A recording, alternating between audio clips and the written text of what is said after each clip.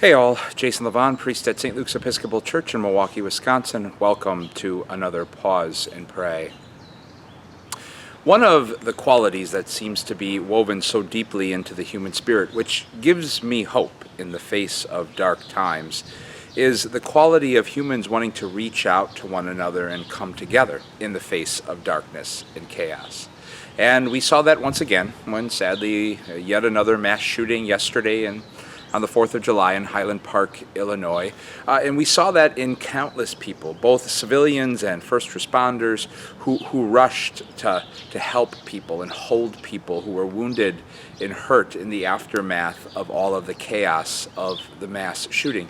And even tonight, I understand there's going to be a service to try to begin the work of healing at a local synagogue in Highland Park, Illinois, and people will instinctively come together to draw near to one another and mourn and grieve and try to comfort one another.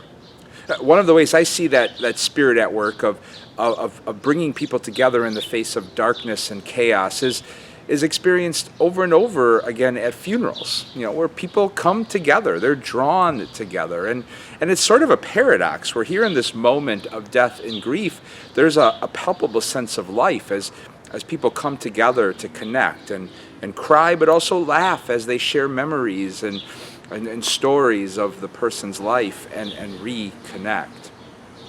I think about all of that because in one of the readings the office gives us today, it's verses 31 to 39 of chapter 8 of Paul's letter to the Romans. And that reading is often chosen by families for funerals.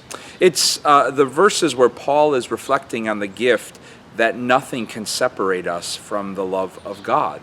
Not even death, not even the darkest, most chaotic moments of life can separate us from divine love. And I can't help but think that many families choose that reading for a funeral because, again, deep down instinctively, they come to sense that even in the midst of their darkness and chaos, they're being held by a divine love, the only love that can help them begin the work of healing and putting life back together again. It's in that light, then, that we're given a holy invitation to pause and pray today, reflecting on how we've come to experience the gift of that divine love holding on to us, a love from which we can never be separated. And it holds on to us even in our darkest, most chaotic moments. And I hope we can name people in our lives who enfleshed that love for us and continue to enflesh it. Parents and grandparents, partners and dear friends.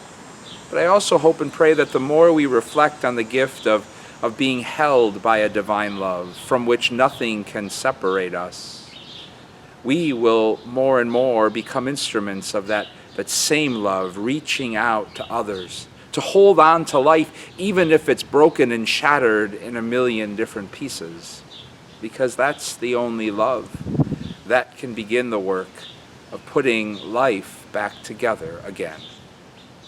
God's peace and blessings to you all.